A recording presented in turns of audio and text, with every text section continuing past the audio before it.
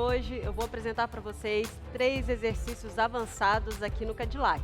Vem comigo, mas antes, deixa seu like, se inscreve no canal e compartilha para os seus amigos. O primeiro exercício, nós vamos trabalhar utilizando o trapézio e as molas curtas.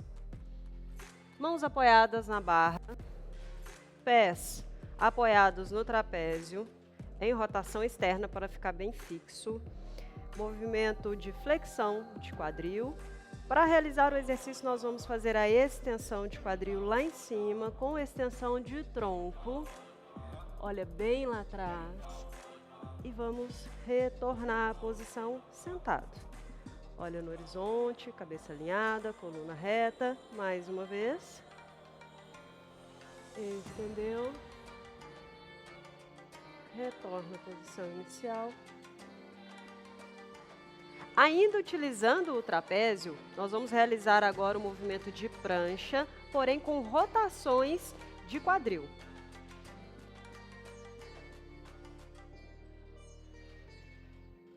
Posiciono.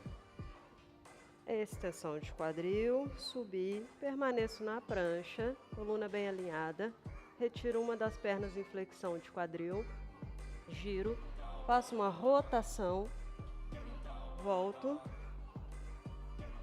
apoio novamente a perna, faço com a outra, puxo, giro na rotação, volto, apoio novamente, volto à posição inicial. Mais uma vez.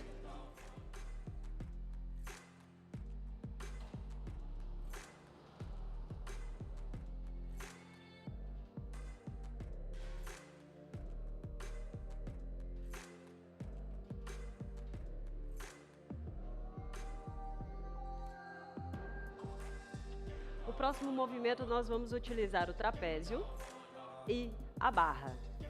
Em decúbito dorsal, com o pé apoiado na barra e o outro no trapézio, vamos realizar um movimento simultâneo de extensão e elevação de quadril. Retorno, repouso o quadril, volto na flexão. Mais uma vez, extensão, elevação de quadril. Mantenho os joelhos sempre estendidos, retorno, faço a flexão.